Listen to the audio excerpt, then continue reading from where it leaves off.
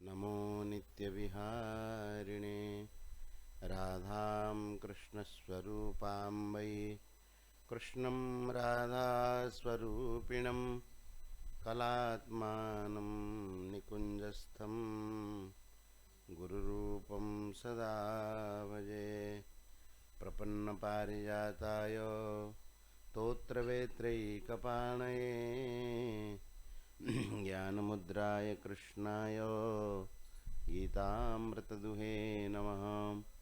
वसुदेवसुतं देवं कंसचाणूरमर्दनं देवकी परमानन्दं कृष्णं वन्दे जगद्गुरुं। हरिशरणम। श्री भगवान की असीम अनुकंपा से, संत महापुरुषों के परमानुग्रह से हम लोग प्रातःकाल श्रीमद् भगवद गीता का अध्ययन अध्यापन कर रहे हैं। उसके क्रम में कल हम लोग यह चर्चा किए थे कि संसार वृक्ष को काट करके किस प्रकार से साधक को भगवान के शरणापन्न होना चाहिए। अश्वत्थमेनं सुविरूढ़मूलम असंग शस्त्रेण दृढ़ेन छित्त्वा ततः पदम तत्परिमार्गितव्यम यस्मिन् गता न निवर्तन्ति भूयः। असंगता रूपी शस्त्र से, दृढ़ असंगता रूपी शस्त्र से इस संसार वृक्ष को काट करके फिर परमात्मा के शरणापन्न होना चाहिए। और जो परमात्मा के शरणापन्न हो जाते हैं उनकी क्या स्थिति होती है। भगवान ने कहा कि निर्माण मोहा जित संग दोषा अध्यात्म नित्या विनिवृत्त कामा द्वंद्वैर्विमुक्ता सुख दुख संगैर गच्छन्त्यमूढ़ा पदमव्ययं तत्। इसमें देखो एक विशेष बात कहते हैं, जो परमात्मा के शरणापन्न हो जाते हैं संसार वृक्ष को काट करके, अभी सिद्ध नहीं हुए हैं। सिद्ध कब होंगे? गच्छन्ति अमूढ़ा परम पदम अव्ययम तत्। वे जो अमूढ़ा है, मूढ़ नहीं है, ज्ञानी पुरुष है, अर्थात भगवान की भक्ति करने वाले, तत्परमम पदम तत् अव्ययम पदम गच्छन्ति, उस अव्यय पद को प्राप्त हो जाते। इसमें देखो एक तो बहुवचन का प्रयोग किया है, गच्छन्ति। गच्छन्ति कहने का अर्थ बहुत सारे जा सकते हैं और गए भी है। बहवो ज्ञान तपसा पूता मद्भावम आगताः। बहुत जाते हैं जिस रास्ते में, इसका मतलब वो रास्ता प्रशस्त है। हम लोग नहीं कहते बहुत जाते हैं, एक आधे कोई जाता है। एक आधे जाता का मतलब है तो मुश्किल, लेकिन अपवाद के रूप में कोई एक आधे निकल जाता है। लेकिन ये कहते कि नहीं, बहवो ज्ञान तपसा पूता मद्भावमागताः, बहुत सारे। यहाँ भी कहते गच्छन्ति अमूढ़ाः, वे अमूढ़ाः माने जो ज्ञानी कहो कि भगवान के भजन में लगे वही ज्ञानी है। भगवान के जो शरणापन्न हो जाते वही ज्ञानी है। अव्ययम पदम गच्छन्ति, अव्यय पद को प्राप्त होते, अर्थात ये सिद्धि अवस्था। भगवान के देखो, कोई कहेगा कि भाई भगवान के शरण होने की क्या आवश्यकता है, ये तो असंग शस्त्र से संसार वृक्ष को काट दिया। संसार वृक्ष को काट देने पर तो अपने आप में वो सिद्ध हो जाएगा। बोले कि नहीं, अभी संसार वृक्ष उसका पूरा कटा नहीं है, अपनी तरफ से उन्होंने काट दिया। अपनी तरफ से काट दिया मतलब जितना वह कर सकता था, उसकी जो शक्ति है उसके हिसाब से उन्होंने संसार वृक्ष को काटा। लेकिन अभी भी भीतरी आसक्तियां होगी उसके भीतर। रसवर्जम रसोप्यस्य परम दृष्ट्वा निवर्तते। जो रस बुद्धि है वह परमात्मा के तत्व के दर्शन होने पर ही निवृत्त होती है। तो कहना चाहते हैं कि संसार वृक्ष को अपनी जैसी शक्ति है, जितनी सामर्थ्य है, उसको काट करके परमात्मा के शरण हो जाए। और जो भगवान के शरण हो जाते हैं, भगवान बाकी काम करा देते हैं, अव्यय पद को प्राप्त करा देते हैं। और जो परमात्मा के शरण हो जाते हैं, ऐसे साधक किन लक्षणों से युक्त होते हैं? भगवान ने कहा निर्माण मोहा। निर्माण मोहा माने मान सम्मान आदि से मुक्त हो जाते हैं और मोह से भी मुक्त हो जाते हैं। और जित संग दोषा, संग के जो दोष है, संग के दोष, संग के क्या दोष है?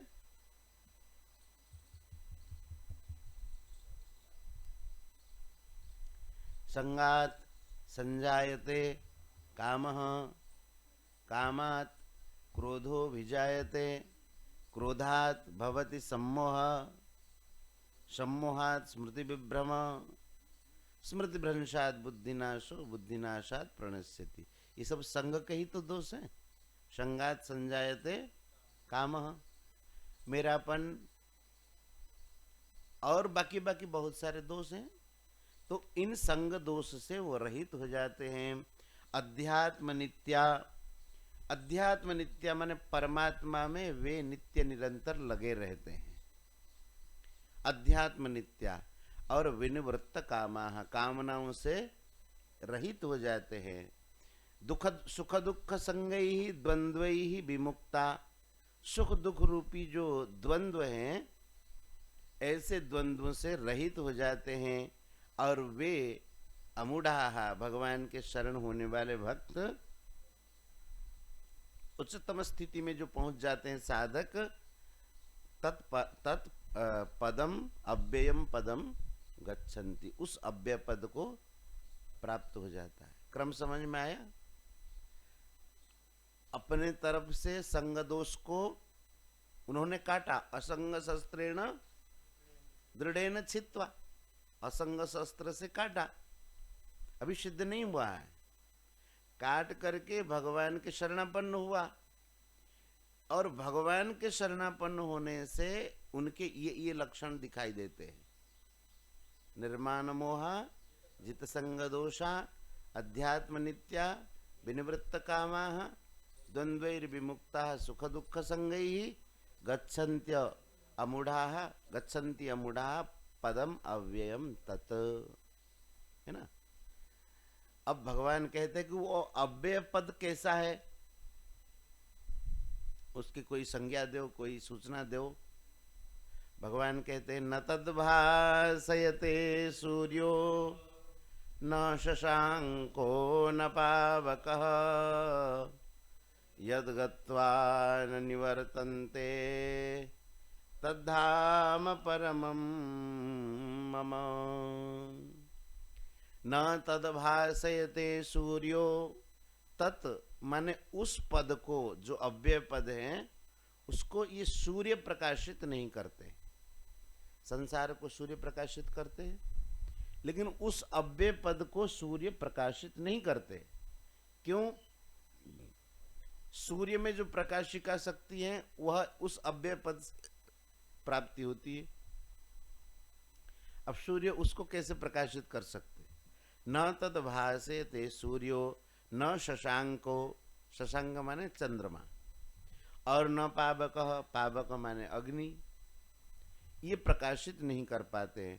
यद गत्वा न निवर्तन्ते तद्धाम परमं मम, जहाँ पर पहुँचने पर मनुष्य पुनः लौट करके नहीं आता। यद गत्वा न निवर्तन्ते, फिर उसका निवर्तन नहीं होता है, लौटना नहीं होता है।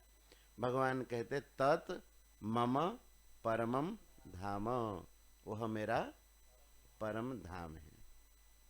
अब प्रश्न उठता है कि बाकी सब जगह जाने पर लौट के आना पड़ता है, परमात्मा के वहां जाने पर लौट के क्यों नहीं आना पड़ता? आब्रह्म भुवना लोकाः पुनरावर्तिनोर्जुन, मामुपेत्य तु कौन्तेय पुनर्जन्म न विद्यते। ब्रह्मलोक तक सारे के सारे लोग पुनरावर्ती, पुनरावर्ती माने लौट के आना पड़ेगा। देखिए हम लोग कहीं यात्रा में निकले हो और बढ़िया किसी होटल में, धर्मशाला में कहीं पर रुके, लेकिन वहां छोड़ना ही पड़ेगा ना, कितना ही बढ़िया हो तो 2 दिन 4 दिन 8 दिन 10 दिन। लेकिन अपने घर में पहुंच गए वो झोपड़ी हो, लेकिन उसको छोड़ना नहीं है। क्यों? क्यों? अपना घर है, आपको उसमें किराया देना नहीं पड़ता है, आपका अपना घर है। देखिए अपना घर हर समय अच्छा लगता है। महाराज जी कहते थे कि जैसे आप यात्रा में गए हैं और यात्रा में गए हुए हैं, घूम घाम करके बहुत थके मांदे आकर के पहुंच गए अपने घर में। घर में पहुंचते ही आश्वस्ति का सांस लेता है। ओह नहीं, अभी कुछ भोजन भी नहीं बना है, जल भी नहीं पिया है, आकर के घर में पहुंच गया। आप लोग भी देखे होंगे, कहीं बाहर जाओ और घूम घाम के आओ, ये गेट के भीतर पहुंचो, आपको आश्वस्ति का सुख मिलेगा। बहुत थक गए, थक तो गया है, लेकिन घर में पहुंचने पर उसको लगा कि हम अब अपने ठिकाने में पहुंच गए। बाकी जगह घूमते थे ना, बाकी जगह कोई रुक नहीं पाते। 1 घंटे का, 1 दिन का अगर पैसा दिया हुआ है तो एक दिन पूरा होने के बाद वो आता था, कहता था महाराज आपका पैसा पूरा हो गया, चलो निकलो। लेकिन घर में कोई कहता है कि तुम्हारा पैसा पूरा हो गया, चलो। तो भगवान कहते इसीलिए वहां से लौट करके नहीं आना पड़ता है, क्योंकि वह आपका घर है। न तद भासयते सूर्यो न शशांको न पावकः यद्गत्वा न निवर्तन्ते तद्धाम परमं मम। विविध योनियों में जो हम लोग घूम रहे हैं, कभी मनुष्य, कभी देवता, कभी पशु, कभी पक्षी, कभी और भी किसी योनि में जैसे घूम रहे हैं, वो हमारा घर नहीं है, हम उसमें यात्री हैं, मुसाफिर है, घूमने वाले हैं। लेकिन अपना घर कौन सा है? कि परमात्मा घर ही अपना घर है। इसीलिए भगवान ने देखो मम मम शुरू किए, तद्धाम परमं मम, है ना। आगे का श्लोक कहां से शुरू है? ममई वांसो जीवलोके, वह मेरा परम धाम है और ये जीव मेरा ही अंश है। इसका अर्थ क्या है? जो मेरा घर है वो जीव का घर है। देखिए मम मम शुरू है ना, तद्धाम परमम मम, वह मेरा परम धाम है और जीवलोके जीवभूतः मम सनातन अंश, मम एव सनातन अंश, ये मेरा ही सनातन अंश है। देखिए आप लोग सब संस्कृत पढ़ते हैं, संस्कृत में मम शब्द किस शब्द से बनता है? मम, अस्मत् शब्द। अस्मत् शब्द में मम किस विभक्ति का प्रयोग है? षष्ठी एक वचन प्रथमा का प्रयोग है ना, एक वचन का। एक वचन में तो एक को ही कहा जाता है ना, मम। मम कोई 10-20 नहीं होते कि 10-20 होते। अगर 10-20 के लिए कहा जाएगा तो मम नहीं कहा जाएगा। मम में है अस्मान, अस्मान 9, द्वितीय का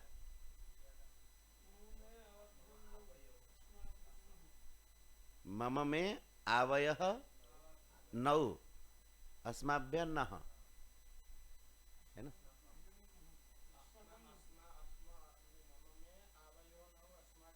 हाँ तो मम में आवयः 9 होंगे ना, हम दोनों होंगे तो आवयः। और अस्माकम अगर अधिक वचन प्रयोग करते तो भगवान कहते ये मेरा अंश नहीं कहते, ये हमारा है। नहीं, भगवान एक तो मम शब्द कह रहे, मम शब्द का अर्थ ही एक वचन का प्रयोग है, लेकिन उसके साथ एक एव शब्द लगाए हैं, मम एव अंशः। ये जीव कैसा है? भगवान को कोई पूछे कि इतना संस्कृत आपको नहीं आता है, मम शब्द ऐसे ही एक वचन में फिर एव शब्द लगाने की क्या जरूरत है? भगवान कहते नहीं, हमें आता है, हम एव शब्द जानबूझ के लगाए। कैसे? शरीर जो बनता है वह पिता माता दोनों के अंश से बनता है। नहीं, शरीर का जो निर्माण होता है अकेले माँ से भी नहीं हो पाएगा, अकेले पिता से भी नहीं हो पाएगा। रज वीर्य के संयोग से शरीर बनता है, तो दोनों का अंश हो गया ना। भगवान एव शब्द प्रयोग करके यह कहना चाहते हैं ये जीव इस प्रकार से प्रकृति का थोड़ा मिला हुआ है और मेरा थोड़ा मिला हुआ है, ऐसा नहीं है। समझ में आएगी नहीं बात? जीव में थोड़ा सा प्रकृति का अंश मिला हो और थोड़ा मेरा अंश मिला हो, ऐसा नहीं है। हाँ, भगवान ये तो कहते हैं मम योनिर महद ब्रह्म तस्मिन गर्भम, लेकिन वो जो गर्भ भगवान स्थापन करते जीव रूपी गर्भ, वह जीव में प्रकृति का अंश नहीं है। समझ में आएगी नहीं बात? कौन मारे? भगवान जो जीव रूपी बीज को स्थापन करते हैं वह बीज में प्रकृति का अंश नहीं है, ये प्रकृति से अतीत है। उसी बात को भगवान कहना चाहते, ये जीव का स्वरूप भगवान वर्णन कर रहे हैं। हम बताए थे ना, पंचदश अध्याय में जगत जीव परमात्मा तीनों का वर्णन होगा। परमात्मा प्राप्ति के उपाय भी कहेंगे। तो पहले तो संसार वृक्ष का वर्णन किया, मतलब संसार का वर्णन किया। परमात्मा प्राप्ति का उपाय बताया, क्या?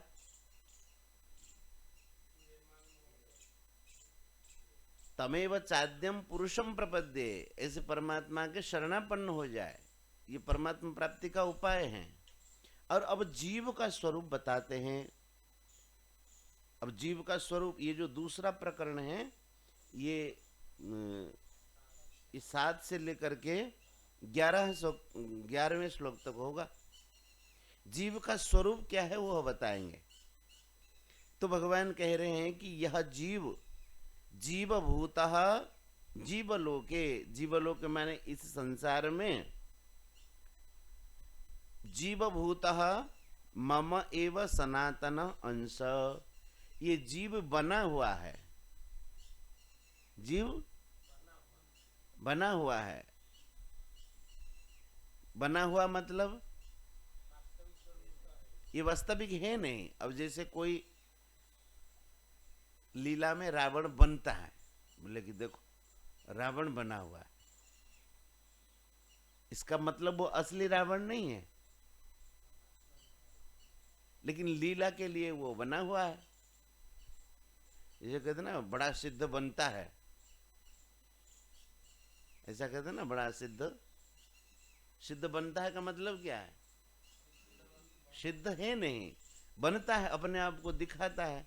तो उसी प्रकार से भगवान कहना चाहते हैं ये जीव तो मेरा ही अंश है, और मेरा जो धाम है इसका भी घर वही है।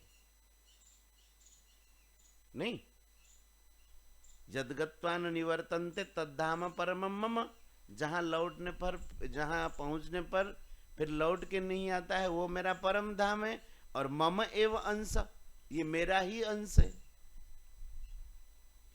इस बात को भगवान ने अनेक प्रकार से गीता जी में कहा है। भूतग्राम सएवायम भूत्वा भूत्वा प्रलीयते रात्रियागमे अवशः पार्थ प्रभवति अहरागमे। भूतग्राम है, यह जो प्राणी समुदाय, स एव, वही का मतलब भगवान कह रहे ये सब मेरे ही अंश हैं, प्रकृति के अवश्य हुए हैं।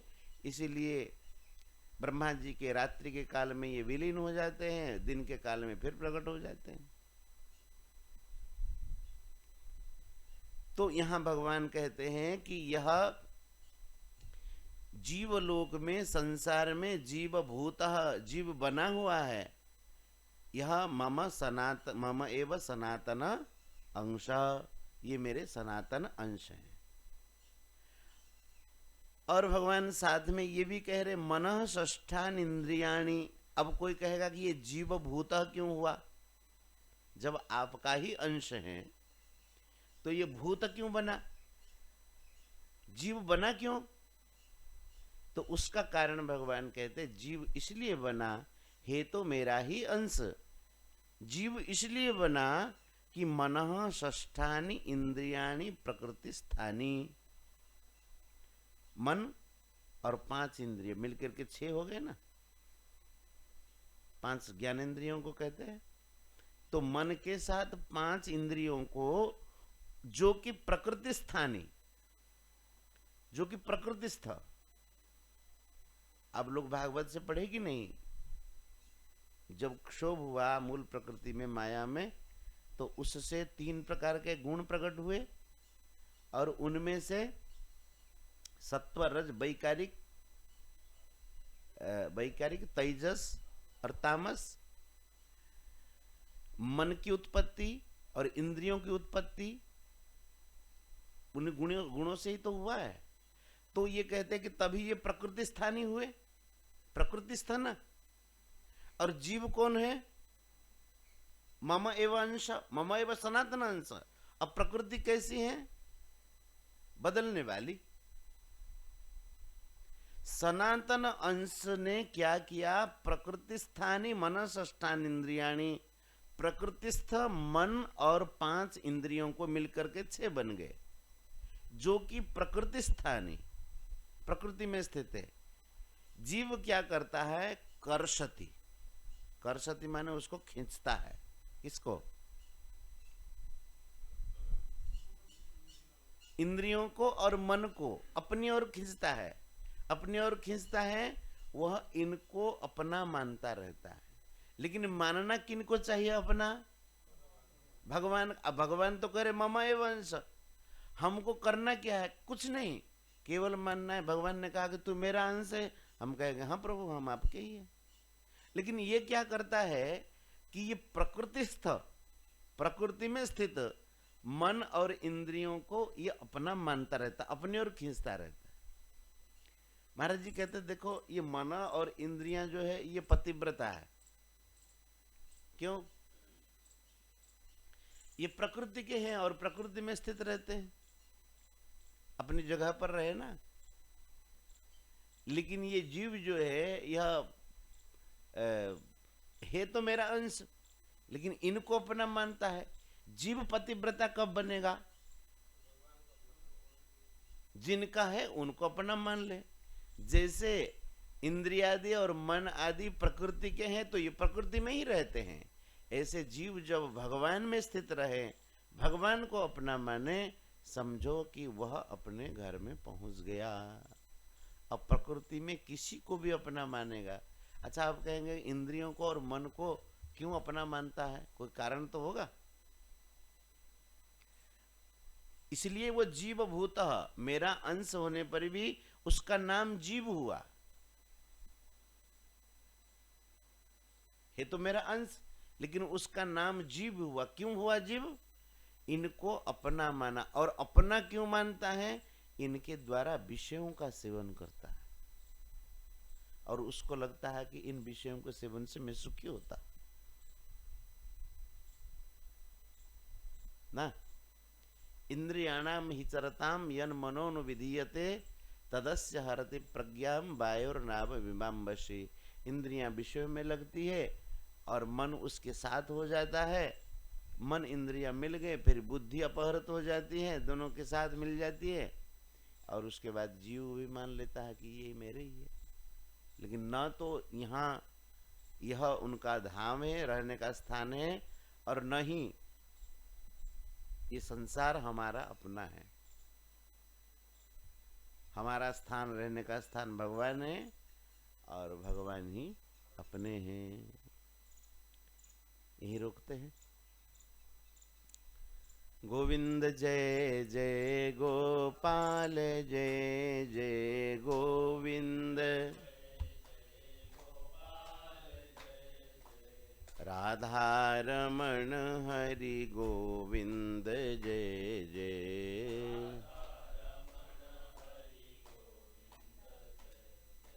गोविंद जय जय गोपाल जय जय। राधारमण हरि गोविंद जय जय।